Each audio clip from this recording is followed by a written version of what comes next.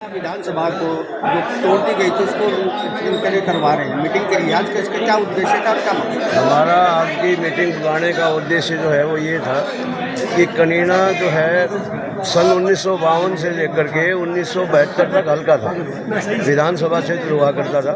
81 सीटें होती थी उस समय, और जब 81 से 90 हुई डिलिमिटेशन के बाद में तो कनीना विधानसभा क्षेत्र विलोपित कर दिया।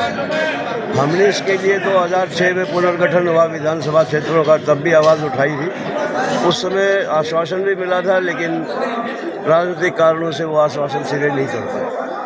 अब 2027 में जनगणना होने के पश्चात विधानसभा क्षेत्रों का, लोकसभा क्षेत्र का पुनर्गठन परिसीमन होना है और विधानसभा क्षेत्रों की संख्या भी बढ़नी है।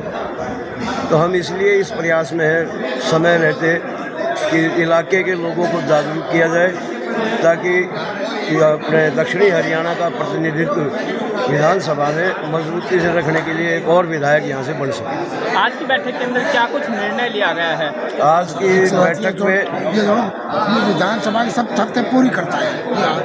आज की जो बैठक थी इसमें निर्णय लिया गया है कि एक मीटिंग और बुलाई जाए और तब तक एक तदर्थ कमेटी जो है वो बना दी जाएगी। उसमें हम लोग मिलकर के सभी लोगों का सहयोग लेने का प्रयास करेंगे और कोशिश होगी कि कनीना को विधानसभा क्षेत्र का दर्जा हर हाल में मिले। सभी राजनीतिक दलों के नेताओं से भी संपर्क किया जाएगा। अलग अलग शिष्टमंडल जो है वो जाएंगे, मिलेंगे लोगों से और अपनी बात करेंगे। अगर बात करें विधानसभा स्वरूप की बात करें कनीना की, तो क्या कुछ आपको लगता है कि कितना एरिया शामिल हो सकता है? क्या संभावनाएं क्या नज़र आती है इसको लेकर? संभावना हमने पहले ग्राउंड वर्क किया हुआ है। हमारे पास पिछली बार जो है करीब 80 ग्राम पंचायत, 84 ग्राम पंचायतों के रेजोल्यूशन थे। तो हम ये समझते हैं कि शायद वो गांव इस बार तब नहीं हो पाए, तो इस बार वो जुड़ जाएंगे इसमें। हमारे पास हमारे पास एक डेटा है और हम समझते हैं कि शायद वो सिरे चढ़ जाएंगे।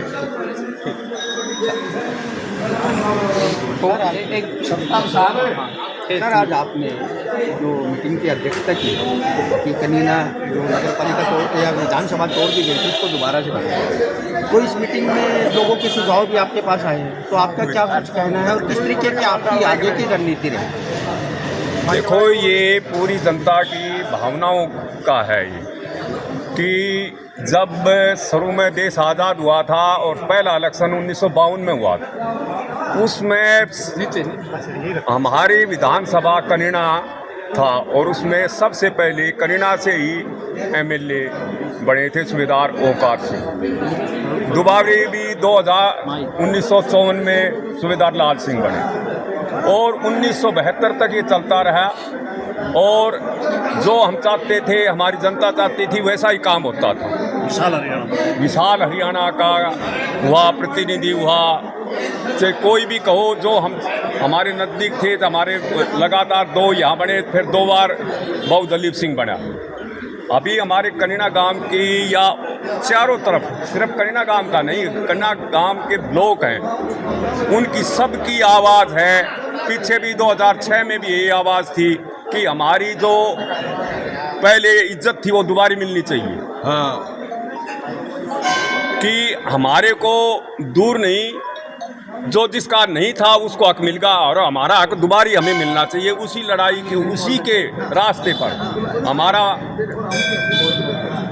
सबसे यही अनुरोध है कि हमारा जो पहले विधानसभा था वो हमारा हक दोबारा मिलना चाहिए। और सबका यही था भाई, किसी तरह भी से राजनीति के पास जाओ, राव साहब के पास जाओ, एमएलए बहन आरती राव के पास जाओ, धर्मवीर के पास जाओ, अपने हक की लड़ाई हम मांग रहे हैं। हम दूसरे किसी के हक की लड़ाई नहीं मांग रहे। और एक्चुअली बाहर से भी हम देखते हैं, राव साहब ने भी एक बार नहीं कई बार कहा है भाई, 2 बड़े विधानसभा थे, सालावास और कनीना, और मुझे दुख है कि कनीना को और सालावास को तोड़कर दूसरे हल्के को बना दिया।